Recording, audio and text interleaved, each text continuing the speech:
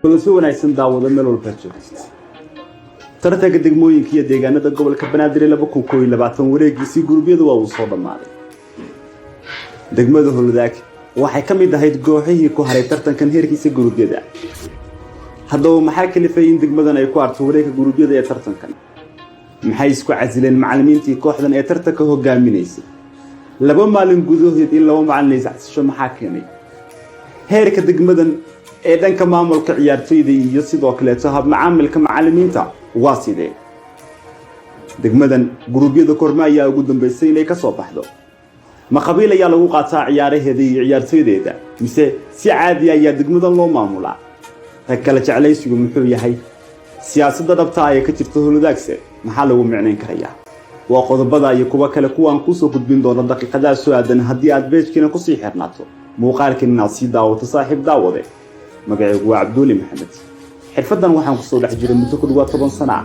igula soo dhawow muuqaal arrimahaas ku saabsan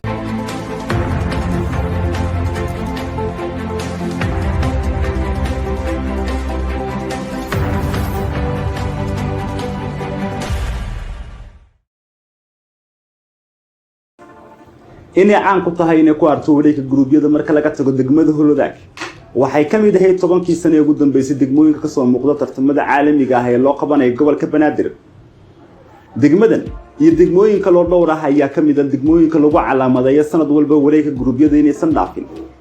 tan waxa ugu wacan mar walba ay waa maamulka ciyaartooyda ee ciyaaraha tartankan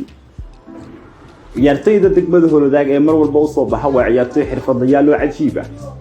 degmadan waxa uu dhashay ciyaartooy kala duwan oo soo ciyaaray xulka Soomaaliya usoo ciyaaray kooxaha heerarkooda kala duwan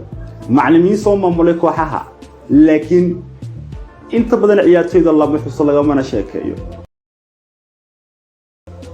sanadkan 2021 waxa lagu tilmaamayay waqtigeedii ugu fiicnaa ee degmada Wadaag markii gudoomiyihii sportiga degmada loo magacaabay Jibril Xasan Fritz kabtankii hore ee lambarka 10aad u qaadanayay kooxda kubadda cagta ee Hegan xulka Soomaaliya waqti badan soo matalay markii ugu dambeysay Sano ciyaaray haddana ku biiray Hegan fikir badan iyo afkaar badan ayuu ka haystaa ciyaaraha Soomaaliya waa uu la socdaa habka ciyaartooyda loo macaamilo waa uu yaqaanaa ciyaaryahanka iyo heerarka uu soo marayo sidoo kale caqabadaha uu la kulmi karaa ayaa la islahaa waxa kale arinta si macaanaya ayaa ahaa markii la magacaabay ama lagu dhawaaqay Iimaan Cali Daahir inuu noqonayo macalinka hogaamin doona degmada Wadaag fasal ciyaareedka 2021 Iimaan waxa uu ka soo jeedaa deegaan ahaan mid ka mid ah deegaanadan ciyaartooyda inta badan laga soo xili jirin tartankan ka hor yani afar waaxood ay ka kooban tahay degmada Wadaag ee gobolka Banaadir afartani waaxood ku dhawaad laba waaxood oo kaliya ayaa laga soo xulaa ciyaartooyda iyaga ayaa laga soo xulaa ciyaartooyda ugu badan ee degmada matalaya iyaga ayaa qaata maamulka degmada iyaga ayaa qaata sidoo kale macallimiinta iyo guddiga fulinta ee degmada mar walba taa ayaa sababtay loo micneeyay in degmadoodu ay ka kooban tahay labadaasi waaxood labada kale ay noqdaan kuwa la iska tuuray haddaba magacaabistii Iimaan kadib dad badani waxay filayeen waxay ahayd in afar degmo ay u simi doonaan tartankan in la heli doono isku dheelitir wanaagsan oo u dhaxeynaya ciyaartooyda iyo maamulka laakiin maxaa dhacay Iimaan sida waraysi uu bixiyay uu ku sheegayba waxa uu markii koowaad la kulmay caqabado ka iimaanaya maamulka ciyaaraha ee degmada gaar ahaan Jibril Xasan Fritz waxa uu sheegay Iimaan in kulankii koowaad degmadu ay ciyaartooy guuldaro ay la kulmeen oo si qasab ah shaxda ugu soo diray ciyaartooy dhowr ah Jibril waa gudoomiyaha ciyaaraha ee degmada isaga ayaana awood u leh magacaabista macalinka iyo sidoo kale in macalinka xilka laga qaado tan waxay pressure ku abuureysay macalinka si uu u qaato amarka Jibril waxay ahayd inuu wax walba ay fuliyo waxa uu Jibril ku qasbay sidoo uu Iimaan sheegayba in la ciyaarsiiyo ciyaartooy aanan degmada aalmiintada ka soo qayb qaadan isagoo u soo xulanaya qaab qabiil laakiin macalinka ayaa sameeyay falsafad ka duwan midaasi kulankii labaad ma uusan safin mana uusan qaadan warkii Jibril ee lagu soo heshiiyay xilligii qadada maadaama Jibril uu fuulay qaybta tunnelka ee kore waxa uu safay ciyaartooydii aaminsanaa falsafadiisa tababarka ka soo muuqanayay sidoo kalena ahaa ciyaartooy shaqo fiican qabanayay macalinkan uu la dhacsanaa intii ay aaminsanayeen kulanka ay way guuleystay degmada Wadaag wareeggiisa gurubyada ayayna ciyaaraysay laakiin Jibril Xasan Fritz caawiyaashiisa iyo qayb kale oo kamid ah maamulka degmada oo ay isku heeb yihiin isla Jibril aad ayay uga caroodeen arintan buuq badan ayaa ka dhashay pressure cajiib ayaa la saaray macalinkii lama eegin guusha uu keenay iyo degmadii inay 3 dhibcood ay heshay waxa la eego oo kaliya in ciyaartooydii ku heebta Qabiil la fadhiisiyay iyagoo qaladkii iyaga ay leeyihiin oo almiitada aysan ka soo qayb qaadan tan waxay kaliftay iimaan uu san waadkaysan ama waadkaysan waayo pressure-kaasi tirada badan ugu dambeynna uu shaqada iska casilo degmadii laba dhinac ayay u kala jabtay waxay noqotay kuwa cadaalad u hiliya iyo xaq oo iimaan raaca iyo kuwa Qabiil ku ekaada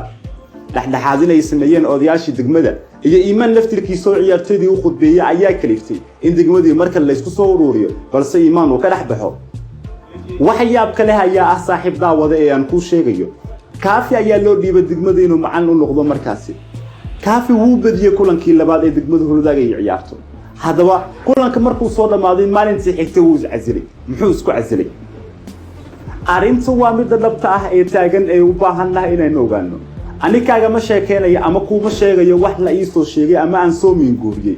waxaan ka sheekeenayaa wax aan arkayay 1 2 3 4 ilaa iyo 10 sano ama ilaa iyo qaangaarkeygii oo aan da'adan ka soo gaaray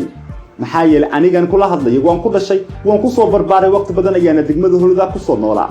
waan la soo kulmay waxaan hadda ka sheekeenayo indhaha ayaana ku arki jiray laakiin ma ahan mid loo dul qaadan karayo ilaa iyo waqtigan wixii ka dambeeya kaafi waxa uu isku casilay isaguna pressure Qabiil kaga imaanay oo ahaa in mar kale uu si ciyaartooydii ku heebtaha makooy 10 ciyaaryahan oo isku heeb ayaa hal mar ciyaari kara mise guul keeni kara saaxiib daawade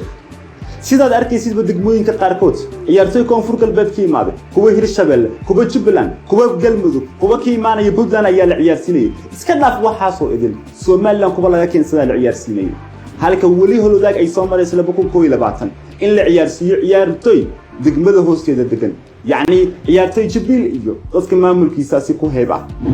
waa wixii kalifay 2019 degmada Wadaag ay gurubyada ku harto 2020 ay ku harto 18 sidoo kale 17 gurubyada ay ku harto 2015 gurubyada ay ku harto 14 ay ku harto waa waxa kalifay in degmada Wadaag loo waayo ciyaartooyha xilligan batasha waa waxa kalifay in hadeertaan la waayo ciyaaryahan aan Qabiil lahayn oo ku abtirsado Wadaag qof walba oo hore Wadaag ugu soo ciyaaray ama Wadaag u dhashay ama ku noolaa waa waxa kalifay inuu hadda ka dhuunto iska qariyo magaceeda uu san sheegan oo degmooyinka kala sheegto maxaa yeelay isboortigu iyo Qabiil ku saaxiib daawade waa laba shay oo aan marnaba isqaadan laba shay oo aan marnaba la isku keeni karin laba shay oo mar walba ay qasab tahay in la kala fogeeyo waan filayaa inaad fahamtay saaxiib mawduucan ka hadlayo muuqaalkii inoo sheer garay like inoo saar waxay kula tahay qaybta hoose afkaarta inoogu soo gudbi waan filayaa degmadeedii aan jeclaa in isbedel fiican oo ku dhaco arimahan ay ka waantoobaan insha Allah ta'ala waqtiyada soo aadan hadduu alla na kulmiyo muuqaalo kale ayaynu ka sameyn doonaa saaxiib sidoo kale waa ma san tahay